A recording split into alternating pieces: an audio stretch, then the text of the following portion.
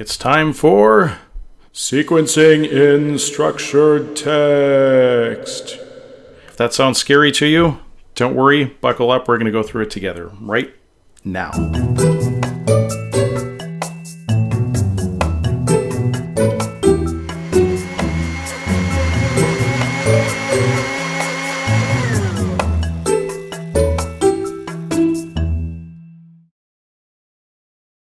So first of all, I want to talk about very briefly structured text versus ladder logic when it comes to sequencing. In my experience, most people prefer to do sequences in ladder logic, but they really prefer to do everything in ladder logic.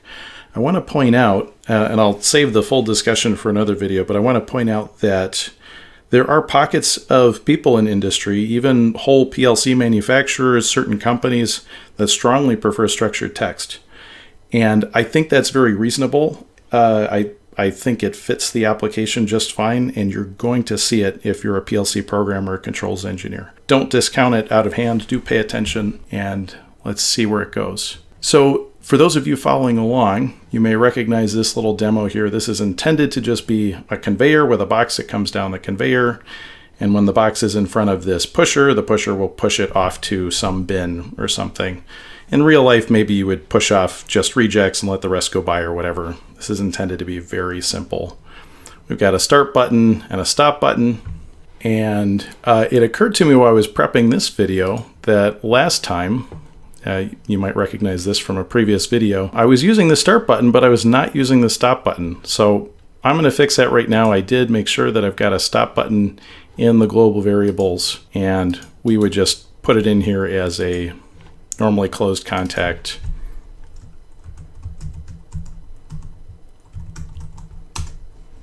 Stop push button like that. And you probably recognize this rung. This is our very basic latching rung. So we've got some permissive condition here. We've got a start condition. We've got the latch condition, which has the same value as the output. And then we have a stop condition. You'll see this everywhere. So I'm pointing it out to make sure it sticks in your brain. So I have already prepped this, and I'm going to talk through it, but then we're going to start changing it because this is roughly identical to the ladder logic that we looked at, but it's not really written in a typical structured text form. And I'll get into that after we've walked through what this does. So first of all, I'm just leaving some space for some kind of permissives here. This might be e-stops, air pressure is good, other sequences are done, or other actuators are out of the way. Whatever this might be, we've got some permissives and that says, okay, we're ready to do this thing now. And then so that the operator has a way to activate or deactivate this feature, I've got a start and a stop button that sets this active bit here. And then we've got a bunch of rungs that are similar in structure that do each step. We're waiting for a box, then we're pushing the box. We've got a little dwell just to show what that might look like. And then we retract the pusher and we reset. So we want to do the same thing in ladder logic. We're going to start with this rung here. Is very simple. You might think about this as just showing up backwards on here. Ready equals permissive rather than permissive doing a conductive over to ready. Same thing with active.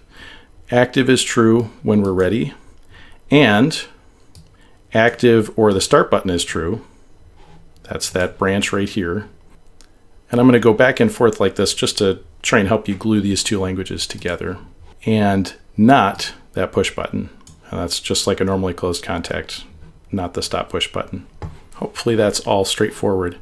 Let's look at the steps. If we haven't looked at it already, the comments in structured text just start with 2 slashes. And this editor highlights that green. I think that's a pretty common color, but it's not universal. So anything I type in here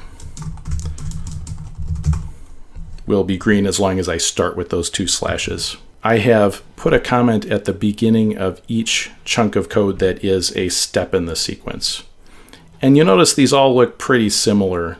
This one's a little simpler just because it's just, as soon as we get here and there's a box, well, go ahead and step into step 10.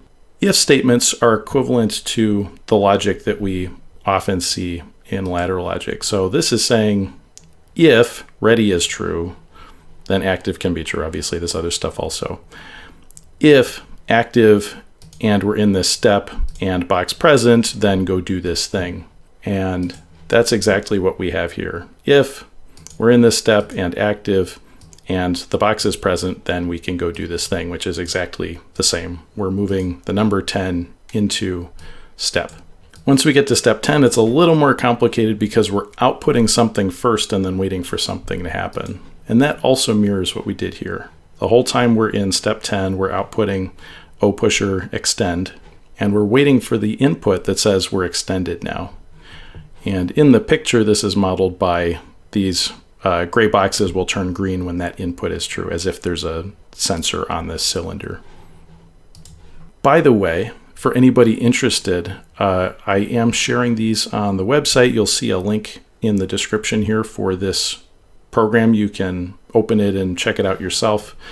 All of the background stuff that's making this go is in the simulate conveyor pusher. It's not what I'm trying to teach or go over right now, but you're welcome to view that at your leisure. So yeah, back to that. So there's an output and then we're waiting for an input. In the structured text, there's also an output as long as we're in step 10 and active, which is equivalent to the structured text.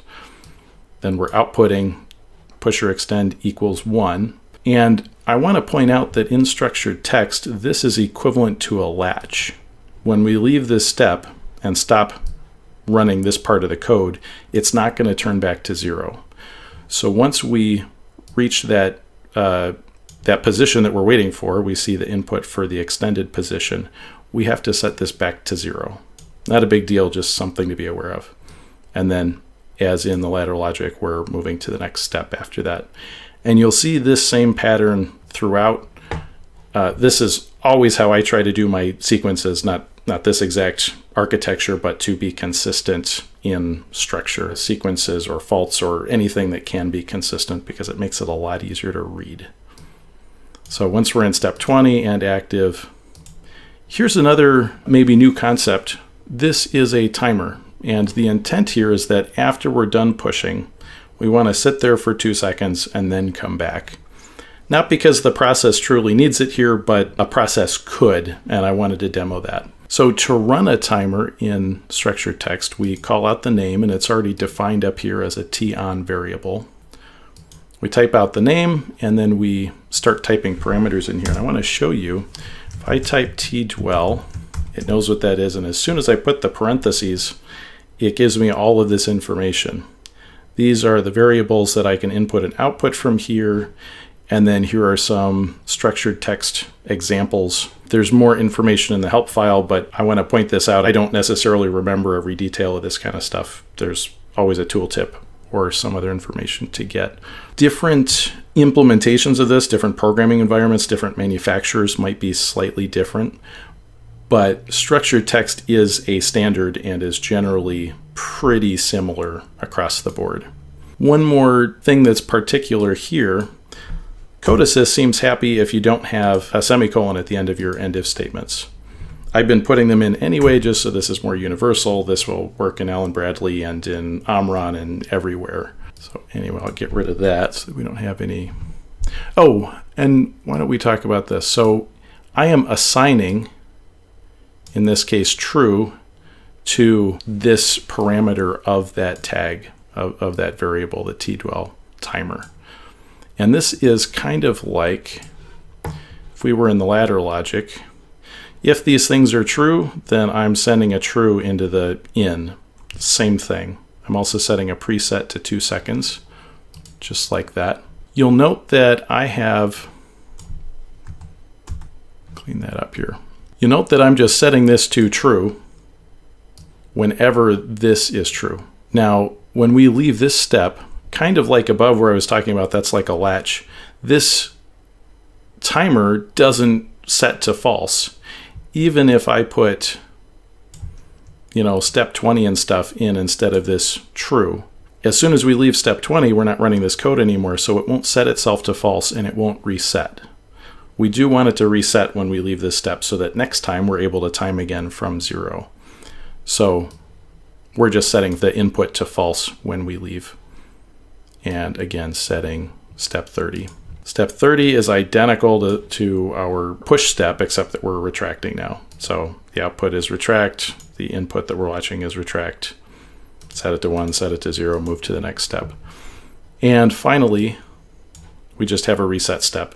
This isn't fully necessary in our code. We could just set this to 0 if we wanted to, but pretty frequently in real machine programming, we want to reset some other things, or we want to add one to a counter or something. I think it's good practice to have another step, and I always just do by default because I'm probably going to want it later.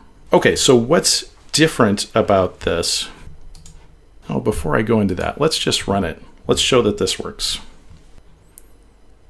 So I just went online. Now, I've been online earlier just before recording this video. I want to point out that if you're running this for the first time on your computer, these are going to show up as false.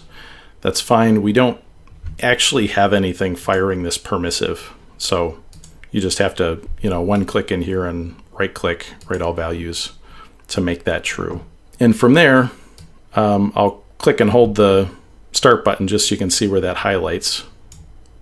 We're active now, and I can also click the stop button, and that takes us out of active. So if we're inactive and we have a box there, this will move forward, it'll wait 2 seconds, and then it'll move back. And notice again, these little blocks are turning green when that input is true. At the end of that, it reset itself. So if we look at our step, it's 0 again, or I can see it here as well. And we can trigger the whole thing again by just putting a box in front of it.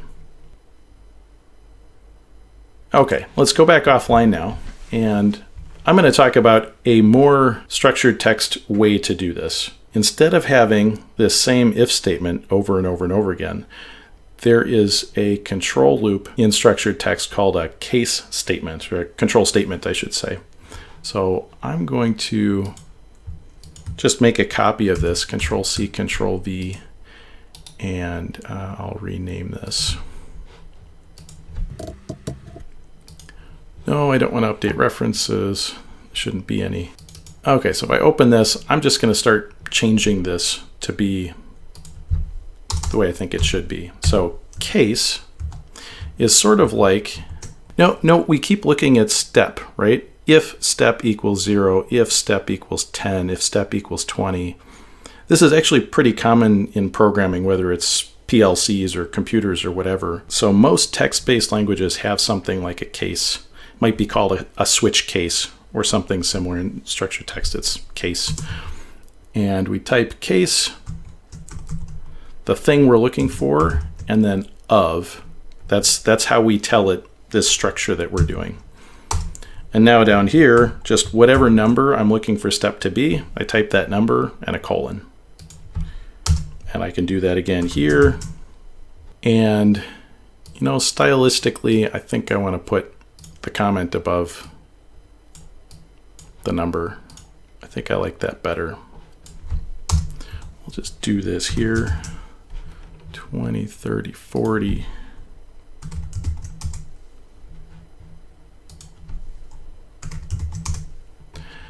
Okay, now that we have that, we can get rid of this step and 0 inside the if statement. Okay, so we pulled that out of there. Now, I'm also thinking I've got this active everywhere. Now, I don't think we've talked about the active yet. There are different ways we might want to run a sequence. We may want it to stop at any given step if the active turns not true, if somebody hits the stop button. In this case, I'm going to look at our system and say, well, if it's halfway through a push, I don't really want it to stop because I'm going to make an executive call. Maybe you want to look at this and say, oh, that's a safety concern. If it's pushing, I want to be able to stop it. Well, maybe that should be an e-stop. So I'm going to make the executive call. I don't want it to start another thing if it's not active, but I do want it to finish the current thing. So active will stay here in step 0, but it doesn't need to be in any other step. So I can get rid of this whole if statement because I've replaced it now with the case. Step 40 looks very simple now. It's just one line inside of that 40. I think that's a lot cleaner to look at. Now, it's not faulting at me, or it's not giving me a red line yet, but the case statement really needs an end case or it won't compile. So this wouldn't let us download if I didn't have this here. Probably would light up red at me at some point.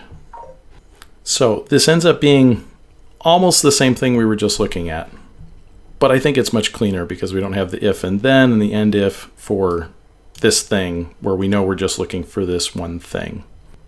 Let's compare side by side. So that's 40 lines. That's 44. So it actually ended up being slightly larger. Maybe it's because I have extra spaces here. Yeah, I do have extra spaces. I would expect this to be a pretty similar number of lines, but cleaner, less stuff on the screen. 41, okay, I'll take it. This is a new program organization unit, POU, so I've got to add it to our task here. I'm going to change this one call because we don't want to try and run both of them at the same time. That looks good. Now we go online, it should ask me to download, yes. And now that we've done a download, it's going to have forgotten all the states of the values, so I'll just have to manually push this permissive again. Once we run the program, then our visualization pops up. Okay, so just to show the active, not active works, I'm going to click on the box here. Oh, my computer's slow today. Okay, it's green now, it's not pushing. If I click on the start button, it should push. Counts to 2 and then comes back. And if I hit stop again, it won't do anything. If I hit start and then stop in the middle, it should continue its cycle, go out, count to 2, come back. And then the next box that comes by, it won't push. So that's exactly what we were looking at. There's a link in the description to download this example file if you're interested. And Codesys as a programming environment is free.